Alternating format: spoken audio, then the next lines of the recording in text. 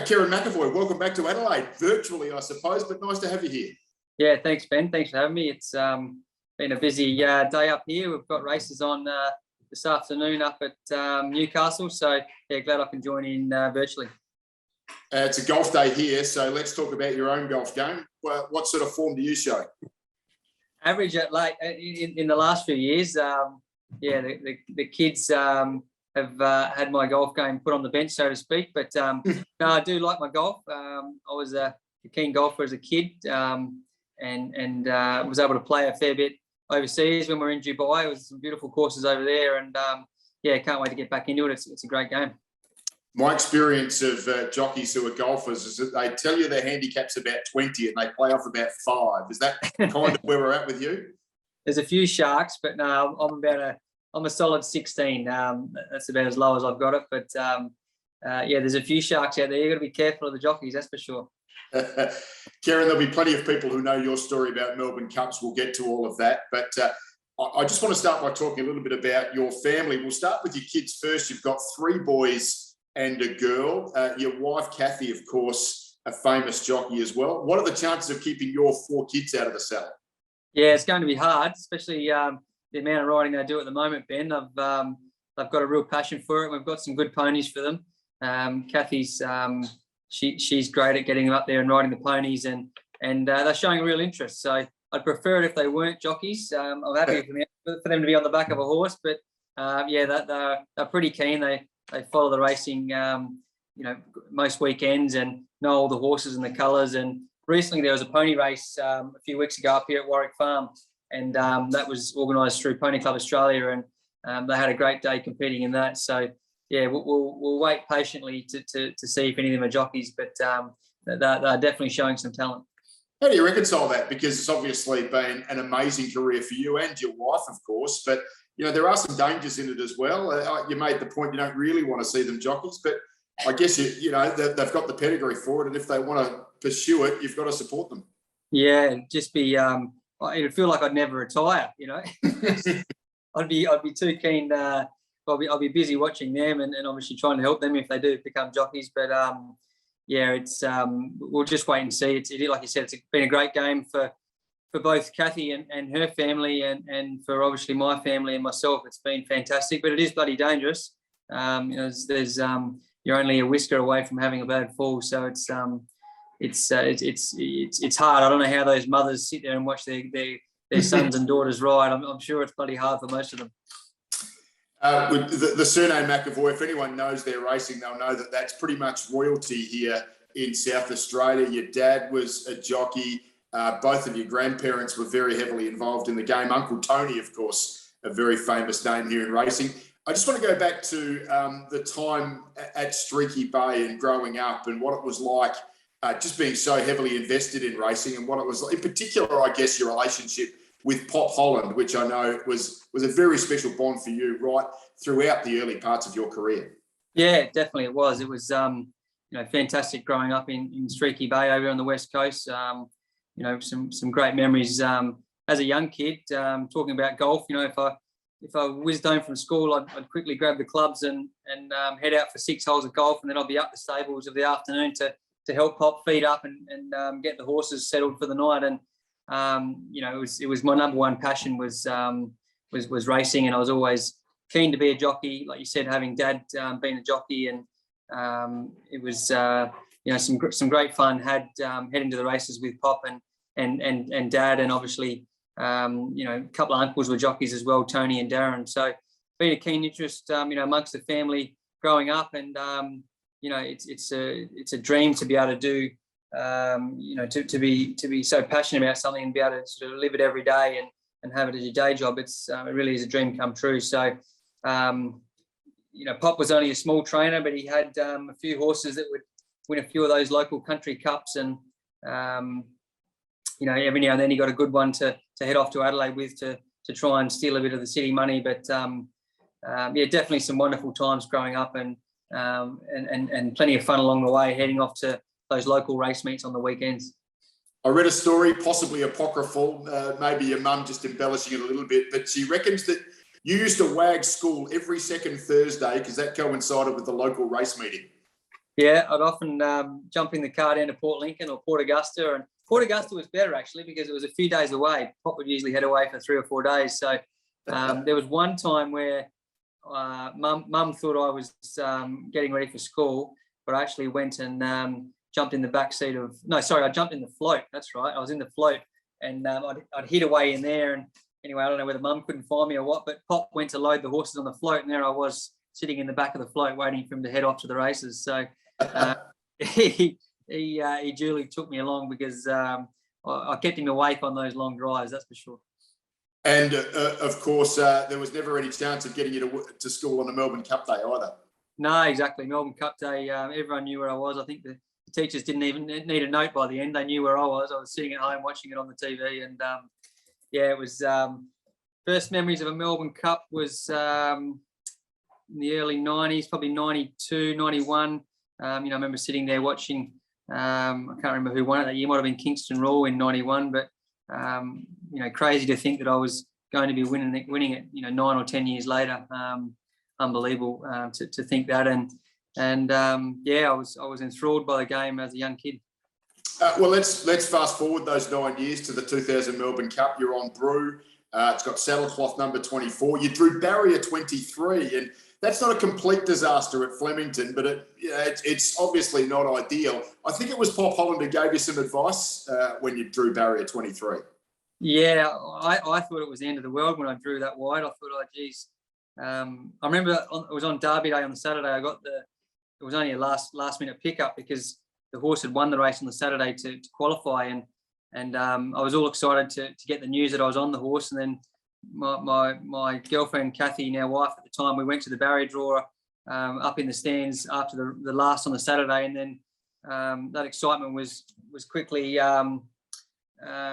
burnt down, I suppose, because I drew the outside barrier. But I remember driving home and talking to Kathy, and Pop rang me and said, whatever will be. And he said, you just got to go out there and try and ride the best race that you can, and take what's given before you, and try and make every post a winner. And so it almost took the pressure off me a little bit. I thought, well, I can only do so much, and I went out there with a real open mind, and I suppose I wasn't tied down to instructions, because obviously I knew I needed a lot of luck, but it was crazy how it worked out. I ended up slotting into a midfield position, and had a real trouble-free run around, and we got to the 600, and I was still travelling well on the bridle, and everything around me was off the bridle, and sure enough, I got to the top of the straight. Flemington being a long straight, they always say try and count to 10 before you get to the clock tower, and I remember doing that. I counted to 10 pretty quick and let him go, and away he went. And it was an amazing feeling. My first Group 1 to be a Melbourne Cup, I was spoiled, that's for sure, and it's a day I'll never forget, that's for sure.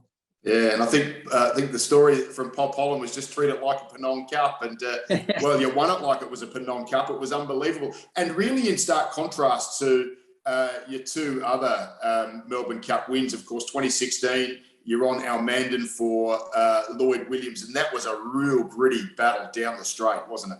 Yeah, it was. It was a close tussle between Heartbreak City, the horse from Ireland, and my horse. He was fantastic. It was only a small margin win, but it was amazing feeling, because leading up to the race there on Almandon, he was in great form, and I earmarked him as the right horse for me early in October when he won. He won a race at Flemington. Damien Oliver won on him, and he walked in. He won so easy, and I knew that Damien couldn't make the weight, so I quickly got on the phone to Lloyd, and he was able to put me on him. And leading up to the race, the more I looked at the race, the more confident I got.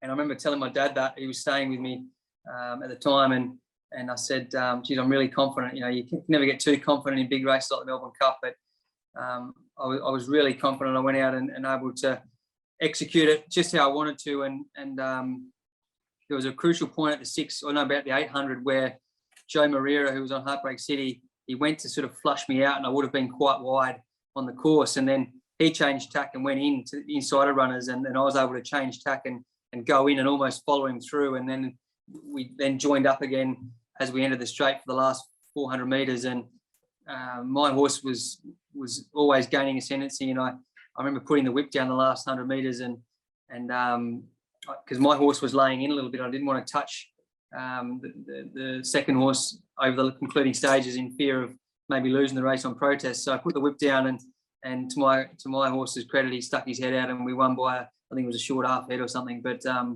yeah, it was quite surreal to get number 2, and yeah, I was pretty happy with my ride that day. At 2018, just 2 years later, and people probably, and I'll get you just to explain it. What does Godolphin mean? Some people who maybe loosely follow racing will have heard the name before, but it's a very, very famous stable. Just describe, just tell us a bit about Godolphin and how you came to ride for them, and what it meant to be the first ever jockey to win a Melbourne Cup for them. Yeah, well, I'm sure people would have heard of the name Frankie Dettori. He's in my mind, the world's best jockey. And rewinding back to early 2004, I was able to ride for Godolphin in the springs of 2002 and 2003, and they asked me to join their stable in 2004, which I jumped at the chance. And myself and Kathy went overseas. We were living in Newmarket, which is in the UK, and that's where Godolphin's base is. And it's a huge stable owned by Sheikh Mohammed he's the Prince of Dubai, or the ruler of Dubai, and they've got the royal blue colours, amazing setup over there. So we spent a bit of time in Dubai and the UK, and working under the wing of Frankie Dettori was just amazing. It was so exciting as a young kid. I was learning the craft and got to really experience a different style of racing. It's done a little bit differently overseas on big, wide open tracks, and it was a real huge learning curve. So, I had some good success over there for them, and Godolphin Sheikh Mohammed and Godolphin had been trying to win our Melbourne Cup here in Australia for I think near on 30 years, and then I was able to get that first win for them in 2018, and that was. It was an amazing moment because, when I first started working for Godolphin, that was always at the top of my list to try and, win the Melbourne Cup for Sheikh Mohammed. And I was lucky enough to do it on cross counter. It was he was an amazing winner of the race because he came from so far back. He missed the start a little bit, and then there was a bit of interference, and I ended up last at the winning post the first time. And I just had to be patient, and he had a nice light weight on his back, and he was a promising young horse in his own right. But I was, turning for home. I was standing, probably 20 lengths, and still worried that I was going to be. There's nothing worse than running on and flashing at the post and knowing you're unlucky and getting beat a length or a half length, and it's a sick feeling if that happens in any race, but let alone a race like the Melbourne Cup. So I must admit I was pretty happy when he got his head in front those last sort of 50 or 70 metres, and he was able to get Cup number 3 for me. It was fantastic. I think there's only 8 jockeys in history that have won the Cup 3 times, only 2 that have won it 4 times. That'd be a nice way to add to the legacy, mate, if you could join, Bobby Lewis and Harry White, I think, who've won it 4. Yeah, I've had a couple of placings in it and along the way, but it's going to be hard, but I'll keep trying. I'm lucky that I can ride light, and it gives me options to try and secure those horses that are on the up, and I suppose they're ahead of the handicap a little bit. They get in with lightweights, and all of my Cup rides, one had 49, one had 52, and the other one had 53, I think. So I'm just lucky that I can ride light, and that'll give me options. Hopefully, in the latter part of my career, I'm now 41 this year, so don't know how many years I've got left in the saddle, but we'll keep trying to keep up with these young bucks and stay ahead of the game, so to speak. And who knows? I mean, there's plenty of jockeys whose sons have been racing against them. That might be the way your career wraps up. We've talked about the Melbourne Cup. We can't get away without just touching on the Everest. Redzel, Classique legend. They've been very good for your reputation as a jockey, but pretty good for the bank balance too, I would have thought. Yeah, bloody oath. Been lucky enough, here in Australia, our racing's gone gangbusters the last few years, and a lot of it is thanks to a guy called Peter V'landys and his board up here in Racing New South Wales. They've done a fantastic job, and it was his idea. He was the man behind the mission in this race called the Everest, and it's only still in its infancy. I think it's been around for 5 or 6 years or whatever, and it's really grabbed the attention of the sporting nation, and it's another race that I've just been lucky to be on the right horse at the right time. But it's an amazing day in itself, and I think it's obviously I've won it 3 times, so I'm a little bit biased, but it's sort of just what our racing needed. It needed a bit of a shake up, and Volandis is putting these big money races on days that are usually everyone's following and focusing on Melbourne, but I see it as a bonus. It opens up more prize money opportunities for other horse owners, trainers and jockeys, and it just gives everyone a bit more of a slice of the pie, so to speak. So but the Everest, it's been fantastic. Red Zell was amazing, winning it 2 times for myself, and Triple Crown syndications and Peter and Paul Snowden, and that was quite amazing. And then to get on a horse like Classic Legend, he's a star in his own right, and old Les Bridge in his 80s, winning massive Everest races. It was a dream come true to do it for Les. He won a Melbourne Cup back in the 80s, I think, with a horse called Kensai. So it was a thrill to do it for old Les as well. We've mentioned your wife Kathy a couple of times. People probably aren't aware that her sister is Michelle Payne, who famously piloted Prince of Penzance to the Melbourne Cup victory in 2015, the first woman to do so. You've got a Melbourne Cup farm going on in the family household. It's an amazing story, isn't it? Just tell us about, I think you rode the day that Michelle won it, so that must have been quite a thrill.